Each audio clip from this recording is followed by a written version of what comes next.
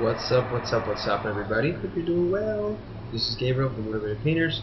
I'm glad that you are here. I'm in my office here, looking at this video, and seeing how can I help somebody today. And I'm glad that I recorded it, because hopefully it'll be useful to somebody. And now we're using the real mic. I hadn't plugged it in, and that's what happens when you don't plug it in. Alright, using Prime Wash. I used the Finish Master one. It's called Final Wipe. It's solvent, I guess, but it's a degreaser. And I also used the water cleaner from PPG. It works really well for me. Let me check real quick which one. What's the code for it? XWX100?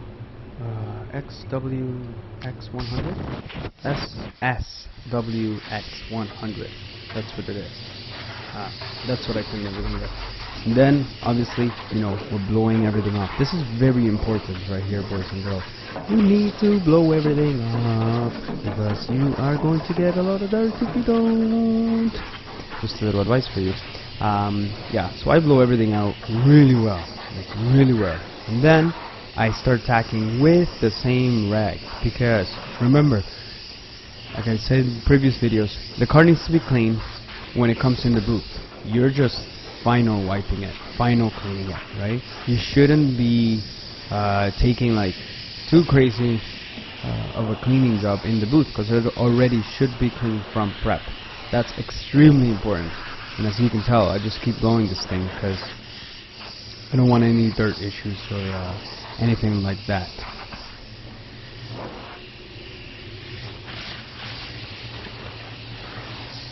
This is another really good tip, advice for you.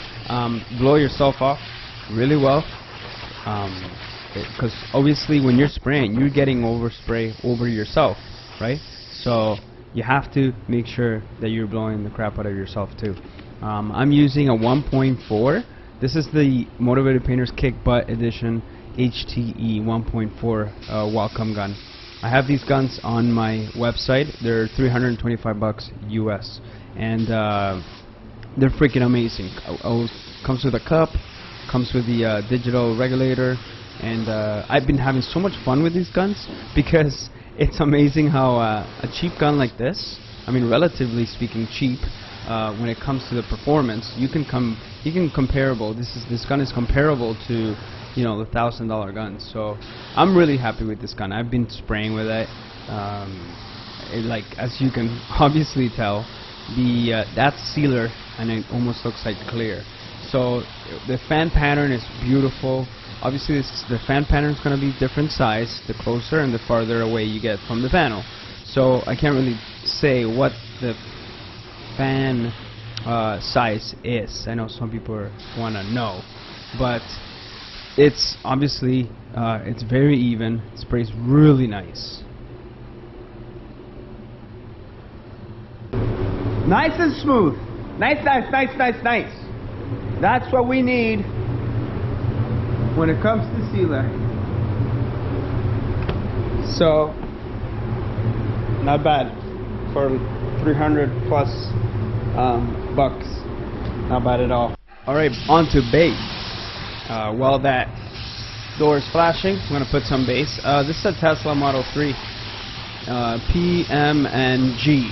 I usually use the lighter variant, I believe. I think it's lighter X20, and I'm spraying with PPG and a wire base. That's what I'm using. That's what we use at the shop, so that's what I'm using. We're gonna try to stay away from that front fender. This color is not the greatest. This is a Welcome HTE 1.3. It's literally my favorite gun for base. It makes my job a lot easier, and I appreciate that. I just love that something works properly. Like I said, this is a 1.3. I spray around 26 psi for the main coat, and then I go down to 19 to 20 psi when it comes to the control coat. After I put, as you can see there, I have the door laying down. I'm gonna stand it up after to make sure that it's lined up to the rest of these panels, so that it all looks the same. Obviously, I'm just blowing it. Obviously, as you can tell, you always want to make sure, guys and girls, that you blow the crap out of your water base, because you don't want any water to be trapped in there. That causes major issues. So once that's blown out completely, obviously the first coat I didn't put it on heavy, right? Second coat, I got 27 psi at the gun there. I have 80 psi at the wall. So I'm putting it on a little bit heavier.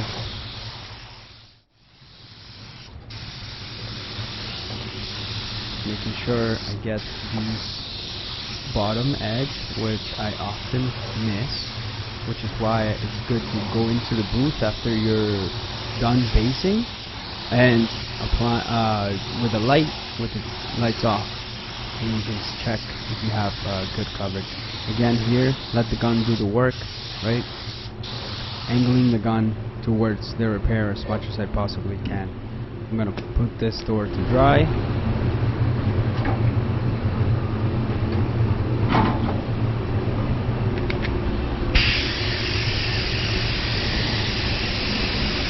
I usually put one coat inside the doors because I mean, even from factory you can see right through the primer. So one good coat, one heavy coat is enough to get good coverage in there, and that's basically all you need inside the doors. That's usually how I do it. I never had any issues since there's more paint than there was before. But I still try to get good coverage in there.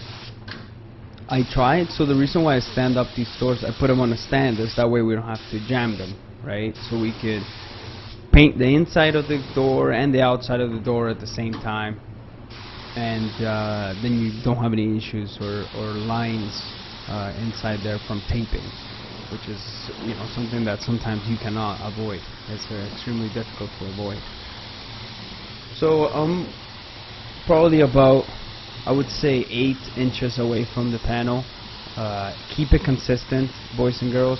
You wanna, when you're spraying, you wanna have a flow to it. You wanna have some sort of rhythm to it. I mean, you kind of have to be a robot as much as you possibly can, because that's the way that you become consistent.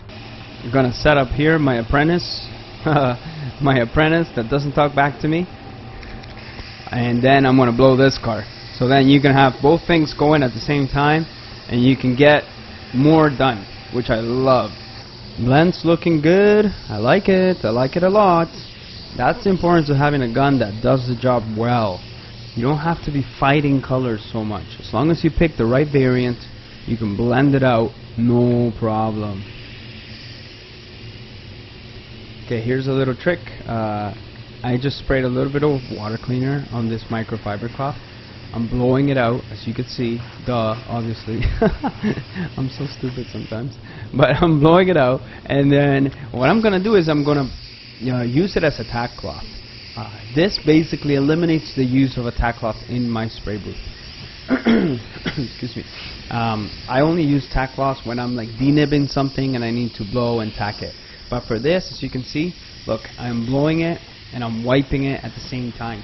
This creates a beautiful finish because you're basically starting all over again fresh. You're starting fresh. And as long as, this is why it's so important, I tell you guys and girls, you need to make sure that the base is dry, or else you're going to run into problems, especially when doing something like this. So please don't email me angry that you streaked your base because you tried this when I said to dry the base properly. And if you see a little bit of distortion, which you shouldn't, but if you do, you just keep going until everything looks the same, right? That's what you want to try to do. Everything looks the same. And I don't recommend you doing this before clear. I recommend you do this before your control coats, because the metallics, you want them to be standing up. You want them to be the way that they're supposed to be, and the orientation of the metallics. So, but this works amazing. Get rid of any maybe sand piling, a little bit of base overspray that you might see. It works amazing. I love doing that.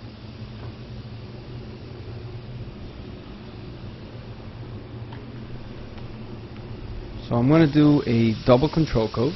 So what you want to do is you want to put it to 19 to 20 psi, and just obviously you can see I'm not putting it on wet. I'm just kind of dusting it on. And then what I will do is I will blow it real quickly and then put another one on. This color, like I said, it can be a little tricky, but these guns make it really, really nice and a lot simpler and easier to do, which is always a good thing.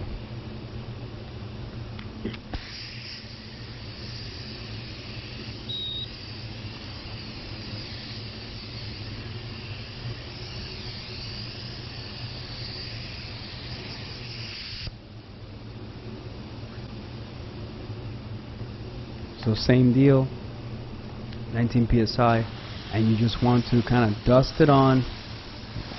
Don't go crazy trying to putting it on wet, because you're gonna create a mess. But I do recommend that if the colors, if the orientation, if the metallics, if the base doesn't look almost smooth, before you put the control coat, do not put the control coat, because the control coat doesn't really fix much. The control coat just kind of finishes it off, right? But it's like, I don't know how to explain it, but you have to make sure that the base already looks good, and the control coat just makes it look that tiny little bit better. But don't ever try to fix like blotchiness or modeliness with more control coats, because most of the time it won't work. You have to put on a medium heavy coat of base to be able to get rid of that stuff and to make it smooth, right? So here I'm putting a control coat. It's probably about 12 to 15 inches away from the panel, and just kind of moving quickly and not putting it on heavy. You don't see wet spots.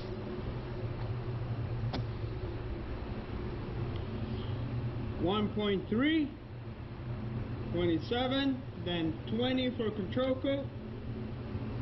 I love this gun.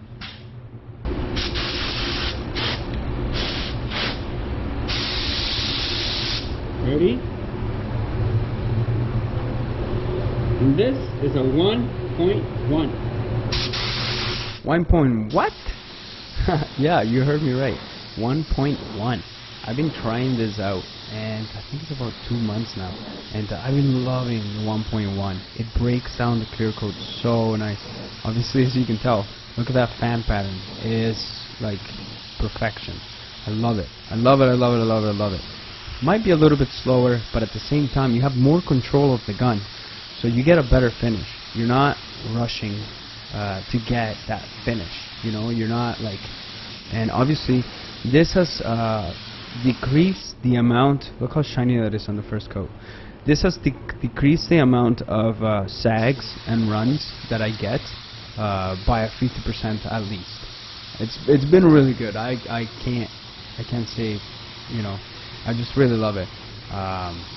There's obviously still more work to be done with the HD clear, which is I'm trying my best to get it to spray better, dialing it in a little bit better, you know, talking to the manufacturer, how can we make this gun better, because, you know, I don't want to conform with what it is. So I hopefully I can work with them to come up with a nozzle set that just freaking gives you glass when you use it, you know.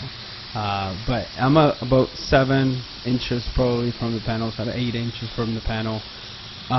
Slow and steady. If you want to go faster, you get closer. If you want to go slower, you get farther from the panel. And that's the best way to manipulate how fast and your speed. Like that's the best way to manipulate your speed when you're spraying clear coat. And you always gotta be watching what the gun is doing all the time. That's the best way to do it.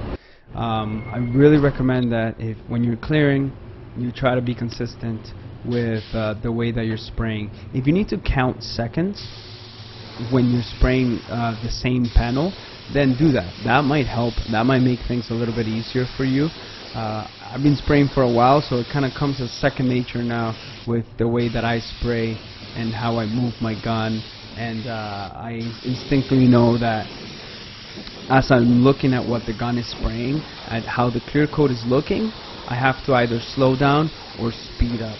And that's something that you need to start to realize and just kind of notice when you're spraying. So catch yourself thinking about it, right?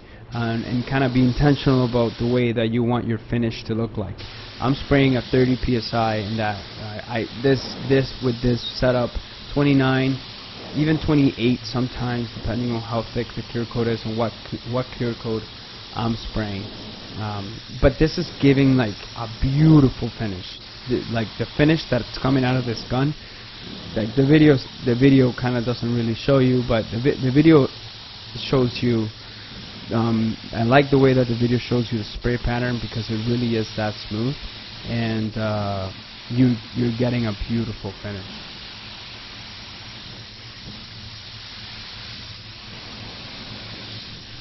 So I'm doing the 90-95% overlap, as you can tell. That's kind of what I see working for me. It works really good. Oh my goodness, I'm tired. And yeah, I hope this video has been useful. You know, it's with work and just busy. I haven't uploaded too many videos, so please forgive me for that. My wife and I just moved into a new house, so it's been going crazy with fixing the house and this and that. So please forgive me for not making videos. I promise you I will try my best to keep making them and try to add value to your life one way or another. I hope that this video has helped somebody. It's kind of like my only hope, really, for you to learn something from these videos. That's the reason why I make them, because if nobody's learning anything, then there's no point of making them. Since day one, I've been trying to help painters out. So, anyways, enjoy the last little bit. I hope you like it. If you liked it, then press the thumbs up and share it. If you need any of these guns or blowers or hats or whatever you want, just go to motivatedpainters.com, motivatedpainters.com. I love you so much. I hope you're doing well. Stay safe, and we'll catch you on the next one. This one is long gone. I sprayed this car a couple months ago, and I just never got around to editing this video, which is not much of an edit, but I hope that you learned something from it. I love you so much, and I hope that you're doing well. And please continue to paint, and do it with joy, and to remember how much you love it. Okay? Much love. God bless you. I love the outcome of this car, and I love you so much, and I hope you're doing well. Peace out, motivated painters. Peace.